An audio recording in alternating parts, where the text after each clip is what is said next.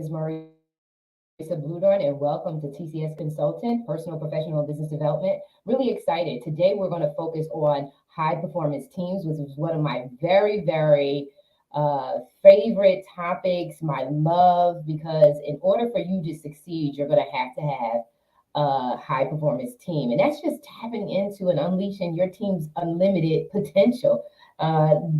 This morning with me are my co-hosts, Jacqueline Lulu Brown, and co-host Robin Hughes. Robert Gatewood, well, he will be coming by every now and then and blessing us with his presence and all of his words of wisdom and experience.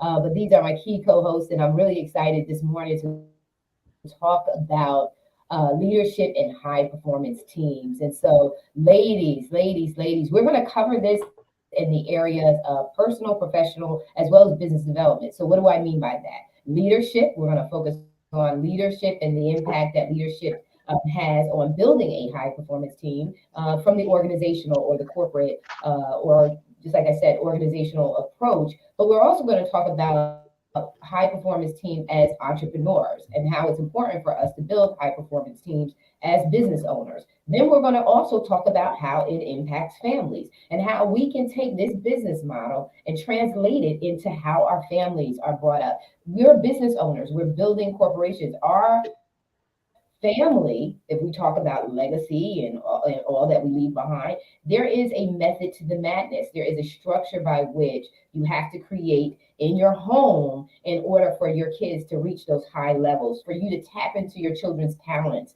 and unleash their unlimited potential. This is critical in the family arena because it's critical in identity and confidence and building confidence in our young people. We wonder why they're having identity crises. Is because we're not intentional in our families, in structure in our conversations, and making sure that our kids align with their design.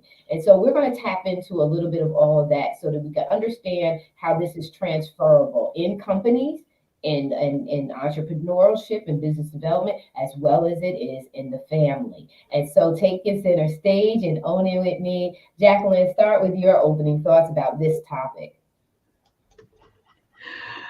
I'm Jacqueline, and I'm fondly known as Lulu. And, Marisa, what really came to mind when you were describing the different topics is families build, and this is from an entrepreneurship perspective, families build dynasties. They start out as family owned companies. And then that family builds a dynasty. And that dynasty goes literally into major corporations. And when you look at companies like Ford Motor Company, that started out as a family, they were building a legacy, they were building a dynasty. And this is something that's very important for us in the African American community because it is those sort of knowledgeable nuggets of how you bring family together and build legacy that have sort of from an educational perspective have been kind of taken away from us because we have not been privy to a lot of the different business savviness and building a dynasty that's going to go on from generation to generation. We see that with the department stores, Macy's, Gimbels, baby boomers out there know what I'm talking about. Those were family. And guess what? They built dynasties off of them. And guess what now?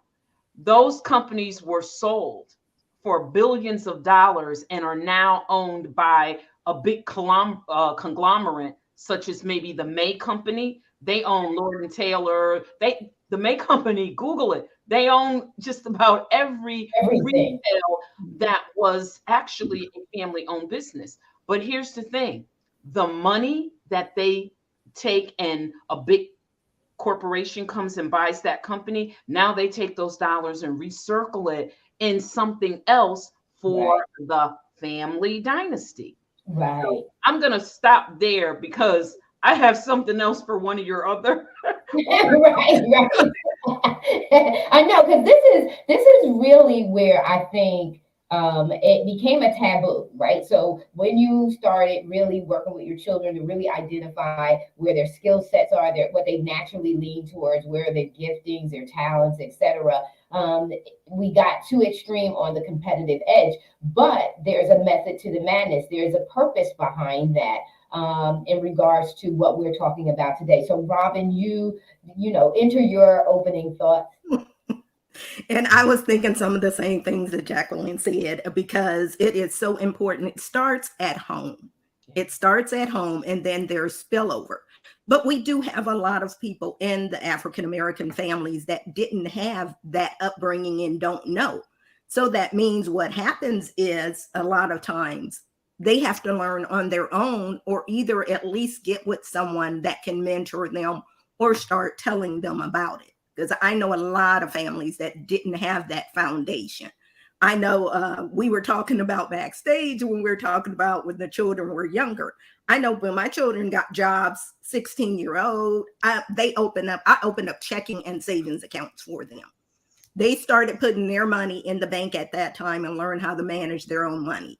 If they wanted a separate line for the phone, I had them purchase their own separate line and they were responsible for paying that actual bill to make them understand that this is what happens in life. Hey, you might not want to grow up too quick because once the bills start, they don't stop. That's a lifetime thing at that point. So you have to learn. It's all about and managing money. I try to explain to everybody because I want to be, earn six figures. I want to do this. I want to do that. I said, I know people that earn six figures and people that earn 40,000 a year manage money better than them. So they're doing better than the six-figure person. So it's not about how much money you make. It's about how you manage, where you invest those dollars. And also it's always about when you're an entrepreneur, you have to invest in yourself. You have to invest in your family. Because the big thing is you're not willing to invest. Why would someone else want to invest? That is so important. We want to invest in you if you're not even willing to invest in yourself. So it starts at home. We have to make sure we're preparing them. We have to find out what they like. We don't just force things upon them. So there may be something in the family business that they don't like, but there's always some kind of niche in there that we could find that they could actually aspire to grow in. And who knows, that actually could be something else where another business is started, where you can take that skill set and be able to start that, because that's important too. Don't put all, what did they used to say? Don't put all your eggs in one basket. So you have to be able to go in and diversify. Major diversification is major as well. So you have to look at everything. You have to make sure you're getting the training. People have to have open minds and be willing to learn from everybody. You can learn something from everyone, no matter what job title they have or what level they're in. There's always something to learn.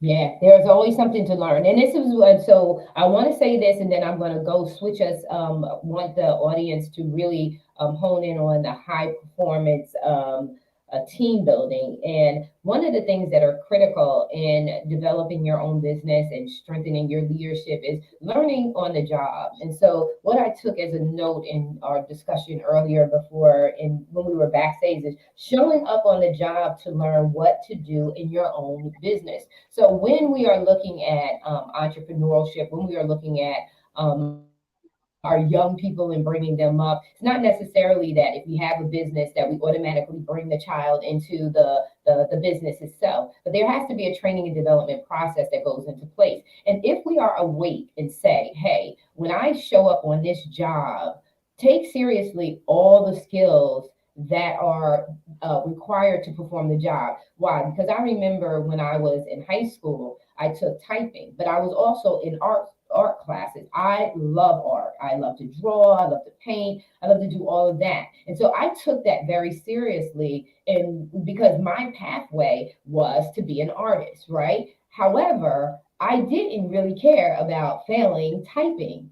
But today I type at least anywhere from 100 to 120 words per minute. And I'm going to tell you, that was my saving grace for all my degrees. It was my saving grace. It's the reason why I can do my publishing company the way that I do it today, is because of the skill set that I did not from that point on. So once I went into corporate as a secretary, I came into AT&T as a sub-secretary and worked my way up to management.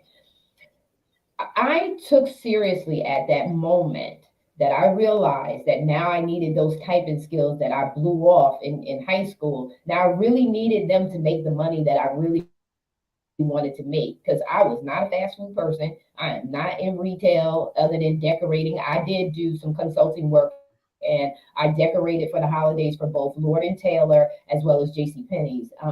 Yes, Lord and Taylor and J.C. Penney's, that I did do their holiday decorating as a designer, not coming in as a, but retail, I'm not. So in typing, I love to type because it's cool. You can type with no, you don't look, and it's fun, right? So that moment when I first entered into corporate, I realized the importance of never taking any skill that you're learning lightly.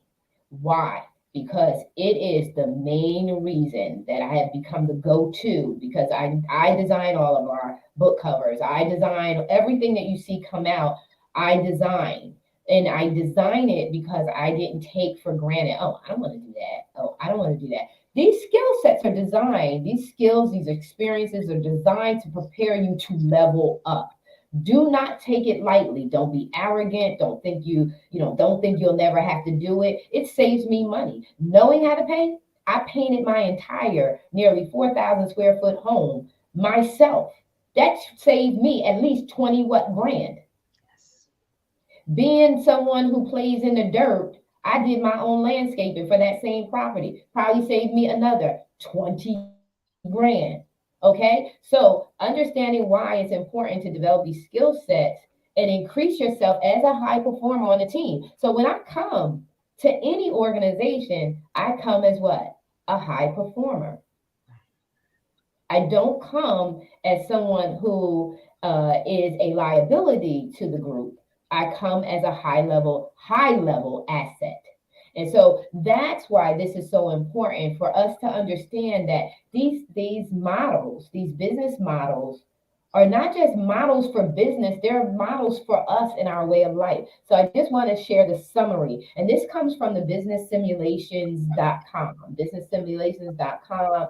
White papers, 10 practical leadership models for high performing teams, and a leadership playbook.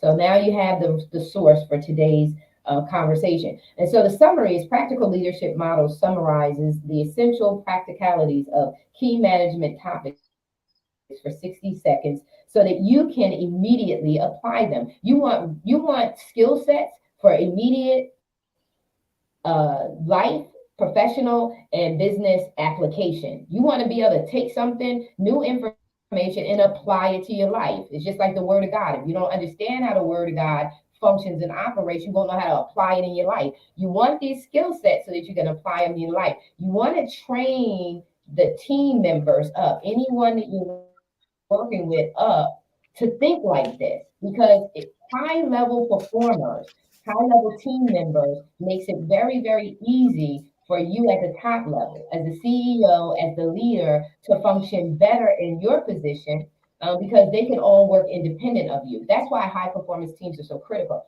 The focus here in this model is an integrated model. The focus here is it addresses key management topics of creating, operating high performance teams. These are the areas it does cover. The first thing is do a health check. How's your team performing? How is your team performing? And does that, then you got to set the foundation. What are the rules and guidelines? What are the procedures, policies? And then leadership, team leadership. Teamwork makes the dream work. So you need teams. That's why I'm not here by myself. I need Lulu's perspective. I need Robin's perspective, because we all bring a different perspective to the table, and we all have a set of skills that we either overlap or we strengthen, right? We're either overlapping or we're strengthening so leadership has to be strong. And then virtual teams. We are all virtual here. We are a team making TCS shine, but we're also different components. So Revolution Ascensions, R. Hughes and Associates, we're all together but independent. And we're virtual teams working together and developing the teams, coming in and strengthening and sharpening and understanding what needs to be developed, doing these sponsorship classes to know about corporate sponsorship. That's me saying, let me bring that to the table, teamship. So it's so important for leadership to understand, not to take away from, right? Someone else's shine, because in your team, you're building a high performance team because you want them to perform at their optimum level so that they can make a huge impact. It affects all of our performance, right? If you look bad, I look bad, we look bad. Right? If you look bad and I look bad. So what are some of the ways that we can do a health check?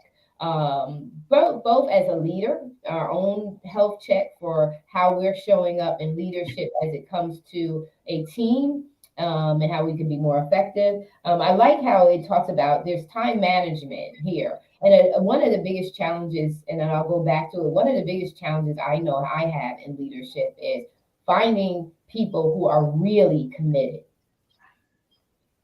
So people always say, well, Marisa, you can't do it alone. But no, we don't want to do it alone. But we can't find today people who are committed and who show up if there's no greed, if there's no immediate gratification in the sense of being seen, I guess. I don't know what it is, stardom or what it is, but right? Am I right or am I wrong? Or immediate payout. But in order for you to get a payment, we got to build some revenue. We got to build enough revenue and we got to stay at it. And so the next thing is, one is the first thing that they say is do a health check, right? A health check and assessment. And Robin, we always talk about assessments, analyzing, critiquing, right? We're like looking at that. But it said the foundation. Well, the next thing is the foundation. So some of the things that we look at, and Lulu, go ahead about the health check, an assessment, and then those are the two areas I want you ladies to kind of chime in on in regards to building a strong, high performance team. Is you got to have a healthy team and a foundation. So share your thoughts on that. The health check is so critical because you can't lead something that you're, I'm going to just say the truth, ignorant to. Ignorant just means unlearned. If you're not knowledgeable about something, then how are you going to lead? You don't know what area. So while many may not have an appreciation for all of the different analysis that organizations or even in our own businesses that we have to go through.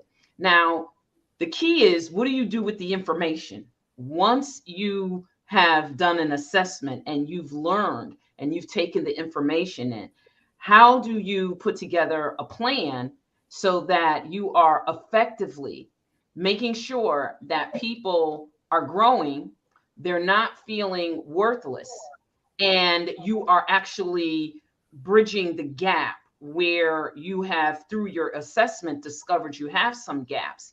And I think one of the things that is really important is to first hone in on people's strengths. So you may look and say, okay, this one doesn't have this one doesn't have that. But if you go and look at who has what that person doesn't have, and okay, you're going to do that. Who has what that person doesn't have? Okay, you're going to do that. So now you have people as a team operating in their strengths. That's motivating within itself. Now you can go back because you're high performing. Everybody is doing what they do really well. And now that you're high performing, you can go back and say, okay, these are the development opportunities. Because I never say, I don't use the typical language because subconsciously that affects the mentality of people, such as saying weaknesses. These are your weaknesses. There's no weakness. we're not defective. That's another thing when we're doing these assessments. Make sure that people feel and know that they're not defective. They just have an opportunity to develop in a particular area. Yeah. So now you can go back and have a plan in parallel. Everybody's doing what they do really well. And then those gaps that have been identified, now we can take and have a plan to grow them in those areas where development is required and investing in that development. Marisa, I think it's so important. You said something about how we take what companies do and we can apply that. And there's something that, and you talked about investing in yourself. Well, there's something that companies do every year. We know they say, okay, what's your educational budget? That's your budget that you have set aside for your team to go to different seminars, conferences, classes, whatever that may be. But a corporation and a company knows that it's only as good as the folks that are actually doing the work. Yep. We have to treat ourselves and our business the same way. So when someone says, what's your budget? And then a business person says, well, I don't have a budget. Oh, well, you better go and get a budget, because you have to have something in there that you're going to invest in yourself so that you can go to a higher level as a leader. But then you have to have something that you're going to invest in the people that are helping you to build your company. Yeah, you are so right on with that. Excellent approach to developing your team, connectivity, seeing your team. So that's what's critically important is we call it LMX, Leader Member Exchange. How connected are you with your people, and how connected are your people with you? And we talk about POS, right? Perceived organizational support. So we talked about that, I think, the last couple of times that we've been live is in regards to that. High performance teams are successful in what they do is because of the level of immediate connection they have with one another. It's a very intimate group. High performers. They know each other personally. They share with each other personally. Where do you see high performing teams with special ops? Those people are high performance because it's a group thing that goes on with high performance teams. They think alike. They understand the ultimate goal. They see the bigger picture. Small-minded people cannot be a part of a high-performing team because small-minded people are too busy doing this, and they're too busy worrying about this little stuff, and they're missing the big picture. And so that it's difficult because there's a mindset of high performers that really have, they identify with their core values and their convictions, and they are committed to the success and vision of the leader or the organization. So Robin, you're up, just looking at the health and the heartbeat of the team, and then also building that solid foundation. I'm back up and say, of course, everything starts out with the self-awareness. And when you're building your team, you have to know your own strengths and what you need to develop as well. I have always told everyone, regardless of what position you're in, be the best that you can be in that position. Don't say something isn't in my job, that's not my job, or those are not. That's how I ended up learning so much and have such a diverse background. I mean, I started out as a paralegal, wanted to be an attorney. But what I ended up doing is I took that paralegal degree and I basically infused it into HR, which ends up, you go into being an entrepreneur and you can take all of that and put that together. The thing about when you're building your team, again, Lulu said, do your assessment, know your audience. I was just doing a presentation the other day and I was telling everybody, you're only as good as your people. Because guess what? People are the voice of your company and the face of your company. If they're not representing you well, guess what? More than likely, that's going to impact your bottom line negatively. There is no ifs, ands, and buts about it. That's why it's so important to invest in them. You need to know that audience and make sure that and I always say, do you know who your internal and external customers are? You have to know who they are. You have to know what makes them tick. Some people are visual, some people are hands-on. Right. That goes into that, that gets into where you need to develop them at. I know Marisa and I were talking about this some time ago, and it was funny because I said, "You're an introvert like I am." And she was like, "Huh?" And that was a discovery for her because she never thought about it either. And I said, as well as we do with people and how we love helping people and how we show up for people, at the end of the day, we still okay being alone after all the dust has settled. Hey, and we're good with it, but we're always thinking about that next thing that we have to do as well. And we're going to show up, definitely make you shine. And that's what it's about. And then knowing that. So you have to be self-aware. Make sure that you're doing what's necessary. Don't tell somebody to do something that you're not willing to do yourself. You're not willing to roll your sleeves up and get in there. Don't tell people to do something you're not willing to do yourself. And we all have room for improvement. I don't care how far along we are in our careers. Every single person always has room for improvement, which goes back to speak to investing in yourself. Always make sure you're trying to look at those certifications or those seminars, and that you're also giving those different seminars too, to help one another. I tell people, if you're the smartest person in the room all the time, guess what? You need to switch rooms.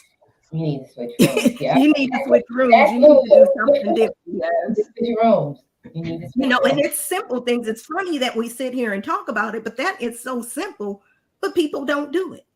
Don't do it. I mean, I had when you're talking. Go ahead. Yeah, because if you're thinking that, how you're going to learn? How are you going to develop yourself if you're always the one speaking? You won't think you are.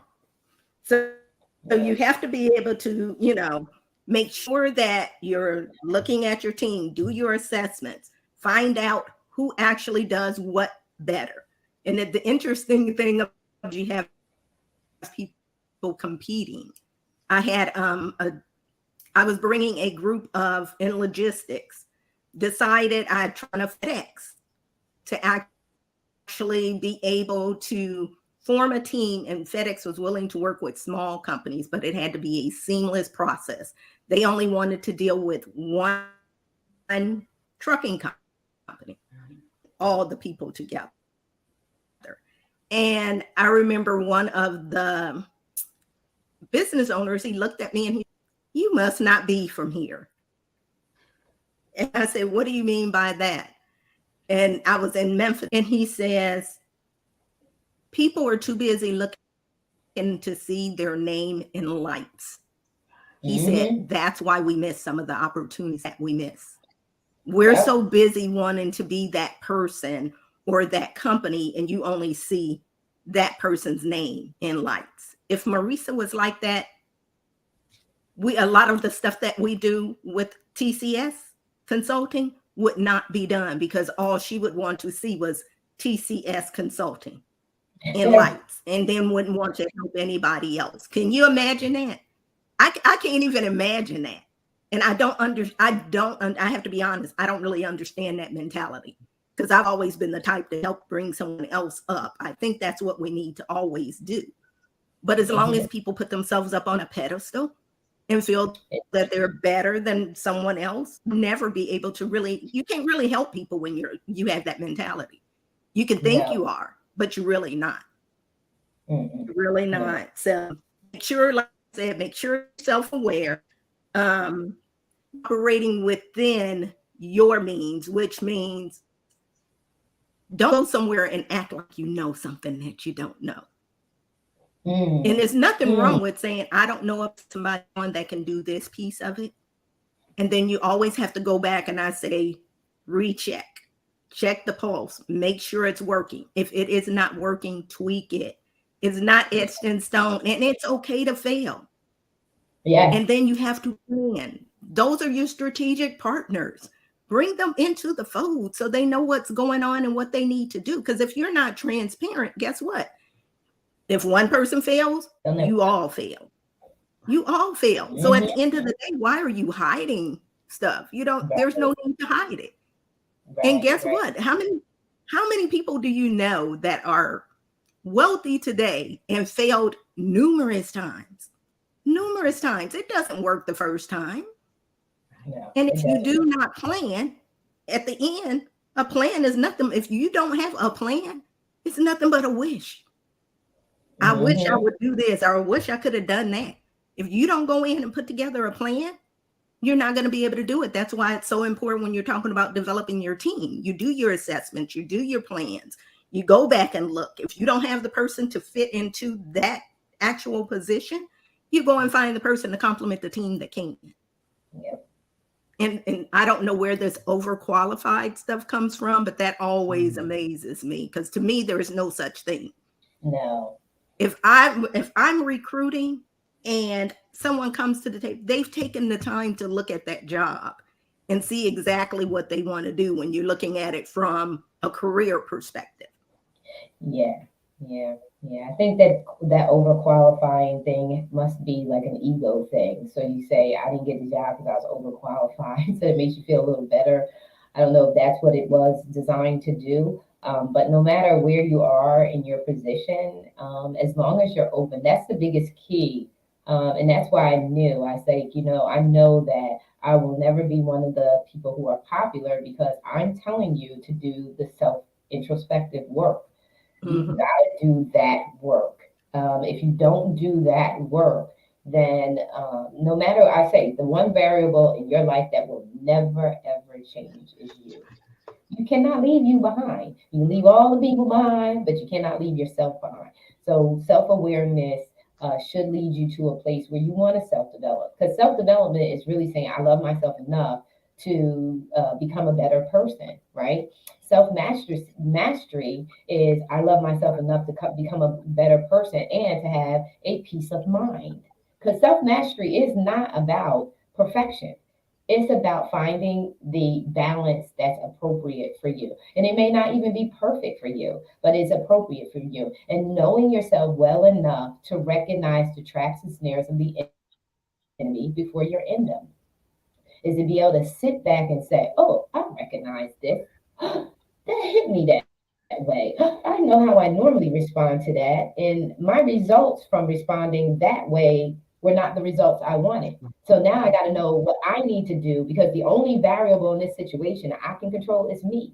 So now I need to change my response so that I get the outcome that I want that's going to give me fulfillment and a peace of mind because that's what it all boils down to is fulfillment and a peace of mind. And that's why high performance teams are so critical. It's so critical for leaders to understand that a high performance team is not just showing up for you, they're actually showing up for themselves. They are maximizing the fullness of their design. God created them specifically for a purpose to answer a call with their skill sets, their mentality, their mindset, the heartbeat of the passion that's in their heart. When you tap into and unleash a high performance team, you are releasing them to live a fulfilling and happy life. That's why it's important for them not to only understand this model for a corporation, it's a model for you and your household. You need to be able to take the time to assess. In my book called Maintain Your Superhero Status, A Real Parent's Perspective, I talk about the importance of sit back and observe your children. I teach that and even own it. I teach that also in Sweetheart Before I Say I Do. You got to sit back and watch,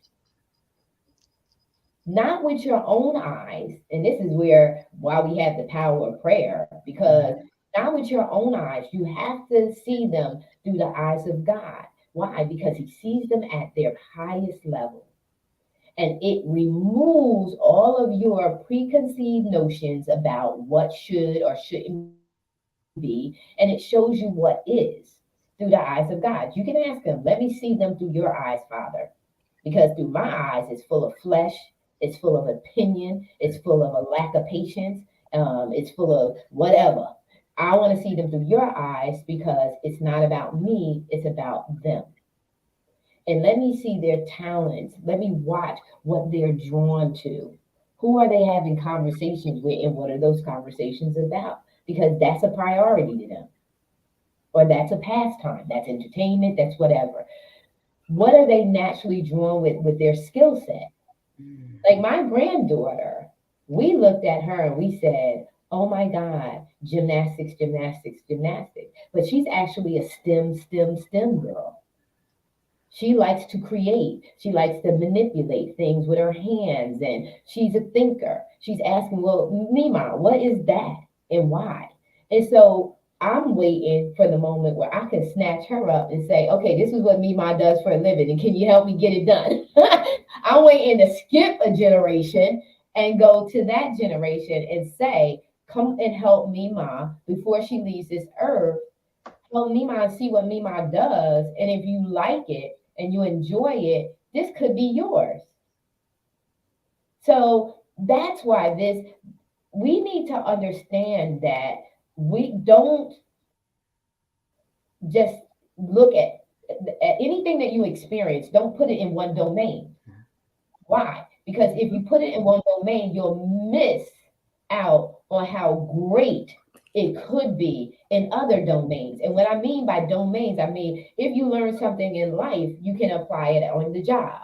If you learn something in the job, you can apply it in your business. Why? The reason why I can present and do the things that I do today is because of all the skills that I have learned along my journey. And I've not isolated them into one domain of my life. I've applied them in my life, I've applied them in my career, and I've applied them in my business.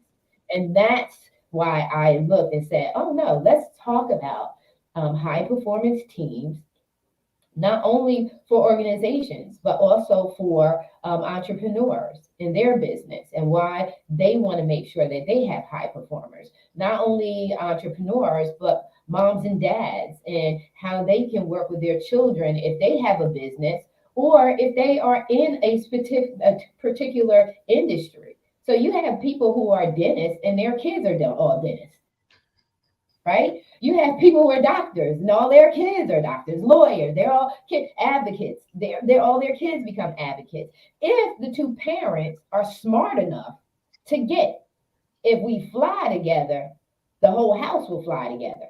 But if you're in odds, that's why you see your children don't respect what you do. It's because they see a house divided. And because they see a house divided, they'll pick the easier road, right? They'll pick that path that is easy. If I could just get by, I can avoid all of what they were. Because one thing with my children was they saw me working so hard. And they saw that, listen, she's ready to do all of this work. He's ready to do that. And they chose whatever path they chose. In negating what could be such a beautiful structure of a corporation. And so I say this to say, out of my own experience, that if you don't come together as parents and come into agreement, and that the children don't see that agreement being modeled, you can do whatever you want, unless by happenstance your children just want to follow up under you. They're not. They're going to go in another direction because they don't want to have anything to do with what you two are modeling. They'll reject it, and they won't. And you cannot build a sustainable business if your children are not up under that. Or you will, but it'll go to the estate, not to your family. It will not stay in your family. And when we talked about dynasties, when we talked about that on the top, Lulu, that's exactly what it is. See, those kids understood. If we don't maintain this business, we ain't gonna be living in the wealthy place, whatever that level of wealthy is. We're not gonna stay there. So if the kids understand that your business is bringing in the way that they're living their lifestyle, they don't associate that and link that, they will walk away from it. So you have to have that group think. You have to have them all drinking the Kool-Aid. Yes. You gotta get their buy-in. You gotta start that from early, or there is redemption, or you got to, as parents, apologize for the foolishness that you displayed to your children and get your stuff right. And say to them, I have need of you These are the skill sets I see you bring to the table. Those are skill sets. And then maybe they are in the workforce long enough to say, yeah, I'm going to go over there and help mommy. Or I'm going to go over there and help daddy. But I need to do the family business as opposed to being there. So that is on the familial side. On the organizational development side, organizations want high performance teams. And I always say to managers and supervisors, even though you don't have leadership in your title, or maybe leadership in your job description, or anywhere is there leadership attached to you, managers, supervisors, team leads, you are leaders. And you also can have a high performance team. Your vision for your little group, even if it's one or two of y'all, if you guys really, really understand that together, you guys perform well, you do well, you can make an impact in your organization. And today, companies are in dire need of employees, a workforce that really wants to maximize their skill set. They're dying out here because folks are just mediocre. They're not showing up and showing out with their skills. They're just coming to the job because POS is at its low. If you can't get no lower than low, POS, perceived organizational support, is at don't nobody care about me, so I don't care about them. And I'm going to do what I just got to do to just get by and show up. That's the workforce you're dealing with. And so unless leaders at all levels understand that they too can have a high performance team, they have to have a vision. You have to have a vision. The people are not following nothing because nothing is there. They need a vision. They need the buy-in. They need to know that they contribute to the organization, that they make a difference, that showing up every day is valued. And we need mature, healed leaders. We need them to be healed. We need them to be happy. We need them to connect. They need that leader, the LMX, to be strengthened. That leader member exchange, that connectivity has to be strengthened in our organizations. And a little bit of, we got to have personal in our organization as far as care for and empathy and compassion. But we got to have personal, where I got drunk last night, out. I was at the club, out. Take that out. That day needs to be gone. We need to be more professional. We need to show up and be greater models to our workforce. And we need to remove all of that. We've gotten too comfortable, and that's how we have crossed boundaries. And that's how we get into offending. And that kills performances, that kills high performances, and it tells your people that they don't have to show up for you. Right. What is it? You Patty who likes to potty. Ladies, lazies, your closing thoughts on anything that I said. I just really felt like it was really needed to be said in regards to why high performance teams actually work. It's a high value. They have high levels of respect for the vision, for the goals that are set. And they dig within, they do the introspective work to say, what can I bring to this? How can I help this get to the finish line? Marisa, you made such great points. If we can see the bigger picture and not be so concerned with our success as an individual, and that's in our business as well, even if we're in partnership with someone, everyone has to succeed. And when you're working for a company, it can't just be your team when you're part of a bigger picture. And very quickly, an experience was I had a coworker. I was in a team, but there were multiple of us, more individual teams, and we were all in executive leadership. And there was one team that was struggling with getting a solution implemented. And I mean, this was having a serious impact all the way up to the corporation's bottom line. And so I began to try to figure out. Now I'm over here in my team, and I could sit back and say, well, guess what? If I meet my objectives and I get the number, and I know Robin is aware of this, if I get the highest number rating, then my percentage of my bonus is going to be X, and I'm good. Mm-hmm. And I noticed that a lot of my peers had that attitude. And I was like, they don't understand something. We get rated as an organization. And so if my peers are not succeeding, I may get a little something, but I'm not going to get as much as I could, because the reward is bigger the more successful the team is as a whole. So I sort of started brainstorming and got some of the geniuses on my team. And I said, here's what we're going to do. I'm going to say, you're going to go over there. And because you have the talent for her. I knew I was not going to get that individual back. This was one of my high performing. I mean, I was going to have a gaping hole in my team. So what did I do? I started recruiting for his replacement while he was over there fixing and making that problem go into a success story. And so that was a success. So that means that everyone under my boss and as an organization, now we all succeeded at the end of the year. And at the same time, right waiting in line to pull the trigger, I had someone to replace him. But guess what? I replaced myself. I went and found someone that would be replacing me. So if I was interviewing to replace me, that's who I brought in. Well, what's the result of that? Now the team is performing even higher, because I'm not the smartest person in the room, never did want to be. So now I got some smarter people. They may be reporting under me, but it doesn't make a difference. This isn't about hierarchy. This is about the end result. And at the end of the day, it's about shareholder value. And that's if you're in corporate and you're a leader.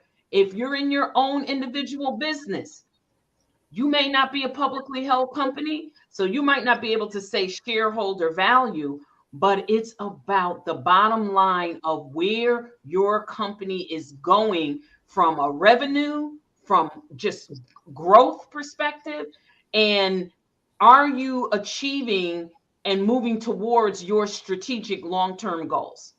And you need all of these things that Marisa and Robin and myself are talking about. It all has to come together. So those are my closing remarks. And I couldn't have said it better. I mean, I love that, because for you to do it, it takes a strong person to be able to do that. People tell me I'm crazy sometimes because I will do that. And it's kind of like, well, why did you tell them about this? Or why did you bring that person in? And this person has this. Because at the end of the day, again, if one person fails, the whole team fails. The organization as a whole fails. And you're right about the bonus structure. You might still get your bonus, but you're going to get a smaller portion because everyone did not perform well. Right. And usually you have several different categories you're looking at. In construction, you would look at safety, you would look at the leadership team, you would look at some of the other, the performances where you're looking at the rates. And I mean, just like she said, metrics are so important. The people and other stuff, it tells the story of the company. That's why it's so important to have strategic partners. And HR at the table as a strategic partner, because guess what? They manage your people. They manage your people. I don't like the word human capital, but they like I do not like human capital. But at the end of the day, I always say you want to have a strong HR executive. Don't just put someone in a position that will just do what you tell them to do. Because guess what? You will not know what the real pulse of your company is if you cannot have those hard conversations. Right. Those hard conversations will open up eyes, and it's interesting what you end up finding out about individuals. I remember a CEO asked me, Robin, do you think I'm running the company the way it needs to be run? And I knew he had this ego that was just, you couldn't tell him anything. And I stepped back and I said, you know what? I think you're running it the way you want to run it. And it was interesting because I had talked to my granddaughter and had told her, I said, mark my word, within the next 2 to 3 years, I said, he will run that company in the hole. She was my intern, my HR intern. I said, he's going to run the company in the hole. I said, and he's going to walk away from the company and it's going to be bankrupt. Sure enough, go back, rewind about what, not even a year ago. The company he filed bankruptcy, walked away. And when I told my granddaughter that, my granddaughter was just floored because she said, you said that 2-3 years ago. I said, you have to pay attention. You have to pay attention to what's going on. You have to observe. You know, you were talking about that earlier. You have to sit back, observe what's going on, not be afraid to address it.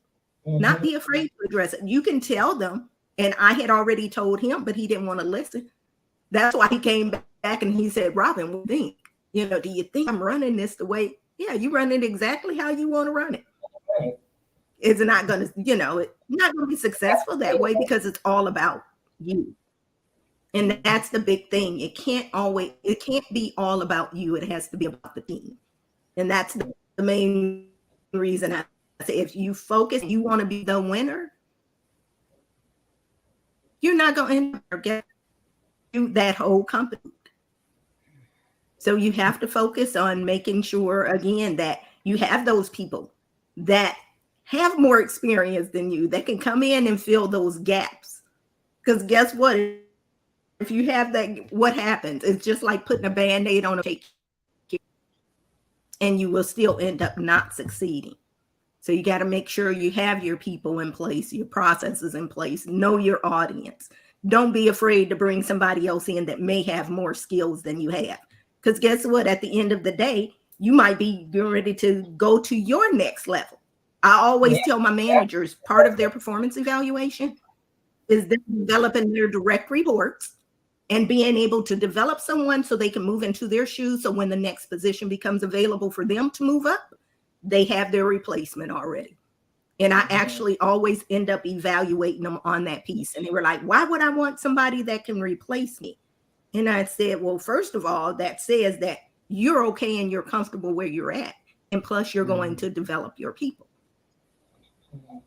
So, you know, if you're not willing to do that, you may not be the leader you think you are. Yeah. In building a high performance team, you have to be open-minded. You have to be very, very open-minded. You can't lead from a place of insecurity, because insecurity won't do that. Insecurity is going to secure itself, right? It's going to make sure that that leader is safe. They're going to make sure that they even sabotage their own team for their own security. So those are some of the things that you want to be careful that if that's something that you're doing, that you understand that you're only hurting yourself in the long run. I like what you said, Lulu, when you talked about organizations and profitability and how performance actually at the bottom line actually impacts profitability. And I wish and hope that organizations understand why they're in a scrapple right now is because you have neglected building up and strengthening your leadership. I know that back in the day, in the 80s and the 90s, their training was huge. Training was big.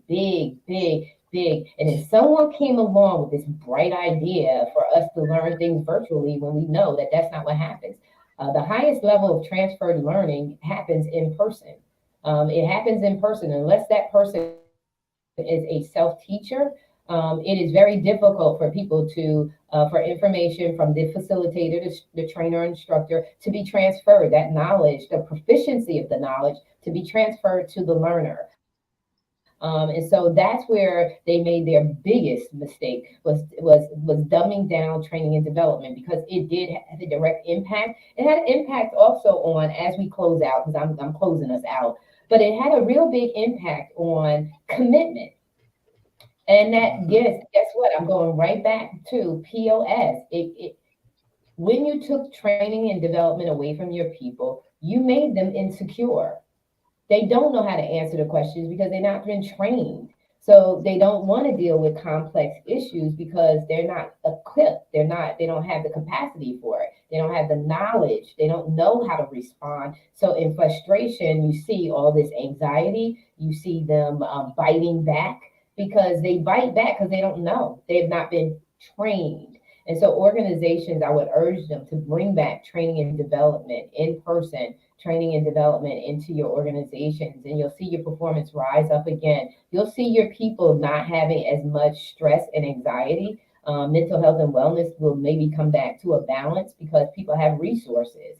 I remember working for even Princeton University. When I worked at Princeton University, they had training and development always offered to the employees. I don't know necessarily how aware, regular, everyday, the majority of the employees really understood how to take advantage of some of these programs, but they had them available. And they also had therapy, some resource that provided some mental health and wellness, some psychology for them to go to and have conversations, discussions about family matters, etc.